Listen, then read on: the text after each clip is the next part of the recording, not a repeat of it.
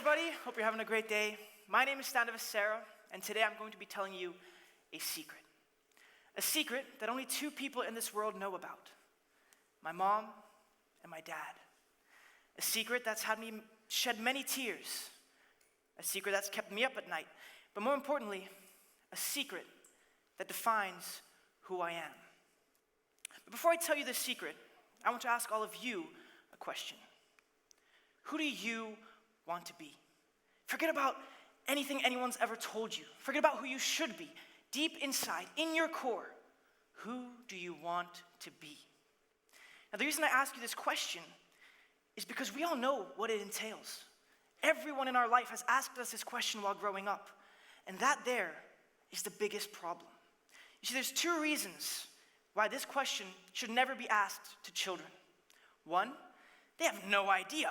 I mean, come on, kids want to be Superman, Batman. You ask them 5 times, each time is a different answer.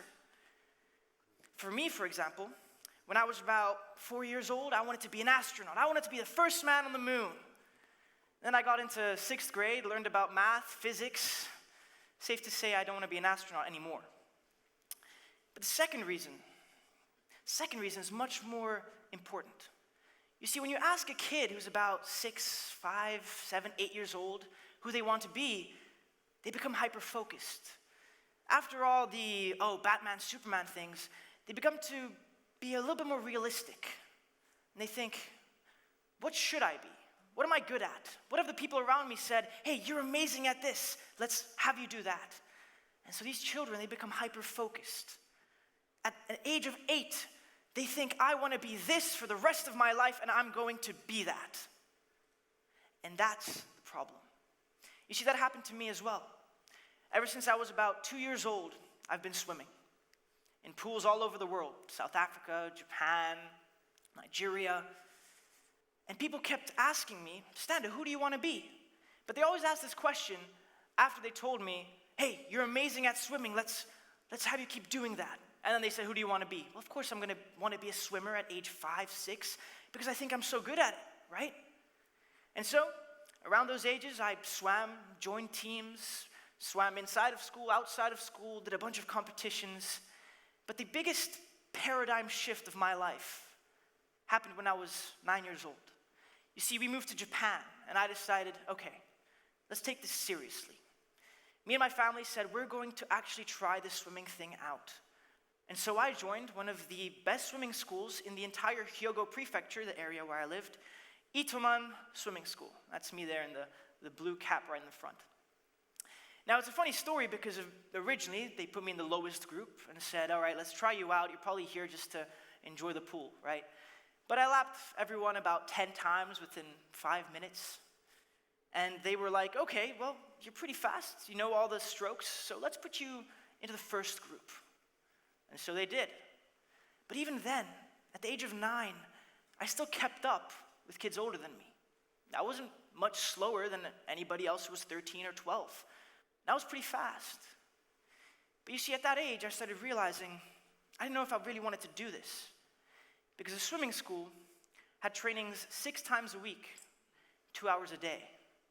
And at age 9, when you have energy and you want to go and explore the world, try out new things, try out all these incredible things that are out there in the world, all that time taken away, it's kind of a burden.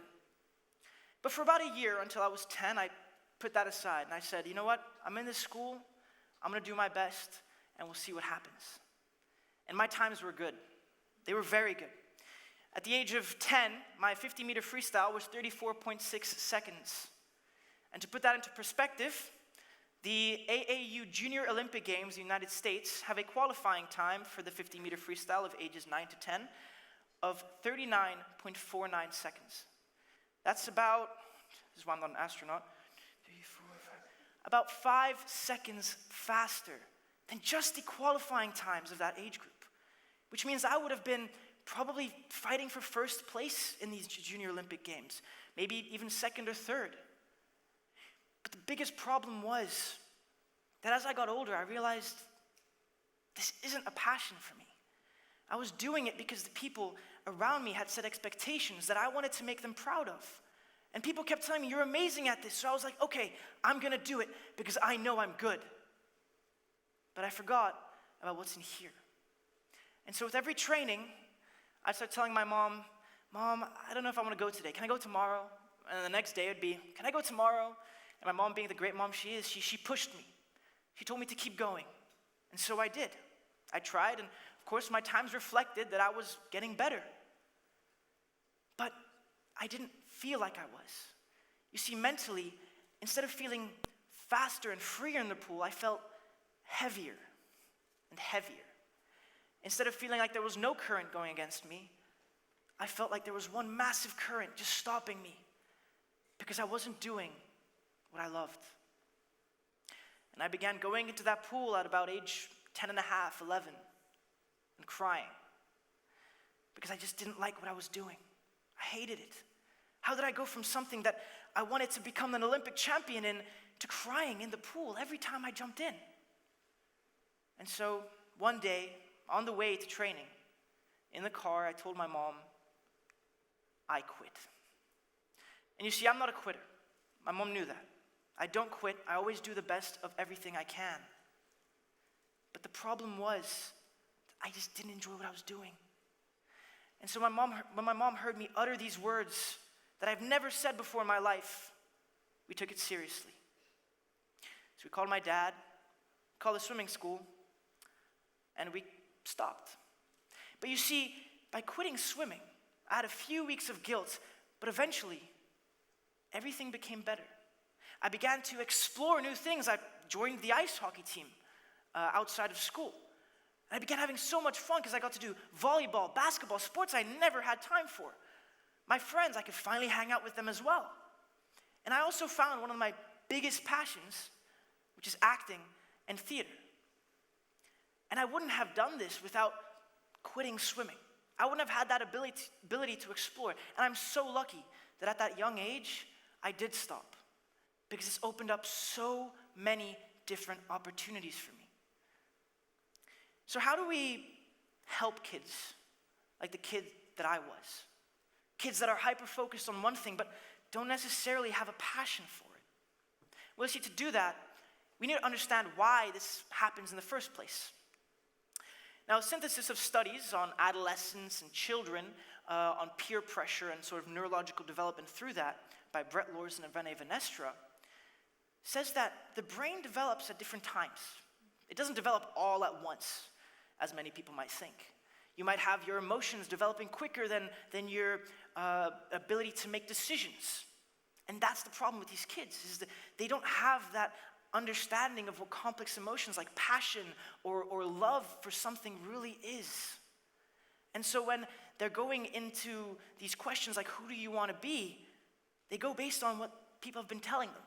They don't think, oh, well, I kind of like this, but everyone's saying, oh, I'm amazing, I'm fantastic, I should be doing this.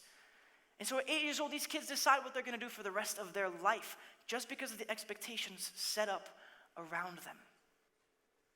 So how do we help these kids out? Well, instead of telling them who they should be, instead of telling them they're amazing at something and that they should stick to that, we should tell them, hey, you're amazing at this. So let's have you try this out. And then let's have you try this out.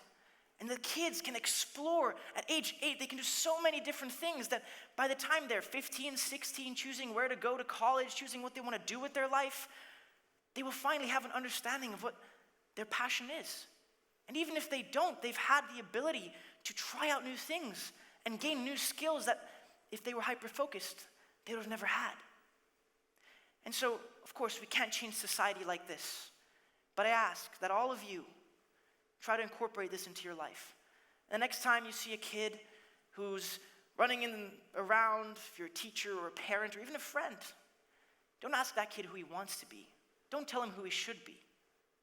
Try and encourage him and tell him that there's so many things out there in the world that kid can do.